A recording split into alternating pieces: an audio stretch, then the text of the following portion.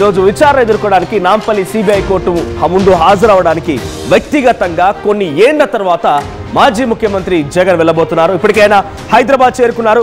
ఉదయాన్నే తాడేపల్లి నుంచి ఆయన నివాసం నుంచి గన్నవరం ఎయిర్పోర్ట్కి వచ్చారు. గన్నవరం ఎయిర్పోర్ట్ నుంచి ఇప్పుడు హైదరాబాద్ ఎయిర్పోర్ట్కి చేరుకున్నారు. ప్రస్తుతానికి హైదరాబాద్ ఎయిర్పోర్ట్ దగ్గర పెద్ద ఎత్తున అక్కడ బేగంపేట్ ఎయిర్పోర్ట్ దగ్గర పెద్ద ఎత్తున కొంత హడావిడి నెలకొంది. వైసీపీ శ్రేణులు, మాజీ మంత్రులు, జగన్ అభిమానులు అక్కడికి చేరుకుంటూ ఉన్నారు. సో జగన్ కోసం బేగంపేట్ ఎయిర్పోర్ట్ దగ్గర భారీగా అభిమానులు చేరుకున్నారు. జై జగన్నాథాలతో బేగంపేట్ ఎయిర్పోర్ట్ మొత్తం కూడా మారుమోగిపోతోంది.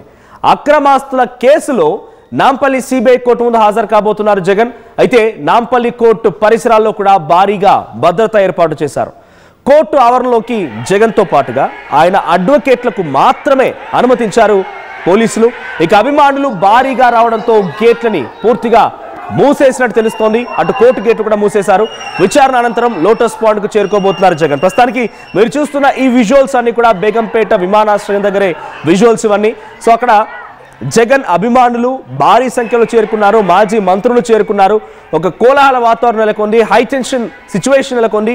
జై జగన్ నినాదాలతో, వైసీపీ జెండాలతో అక్కడికి చాలా పెద్ద ఎత్తున అభిమానులు చేరుకున్నారు.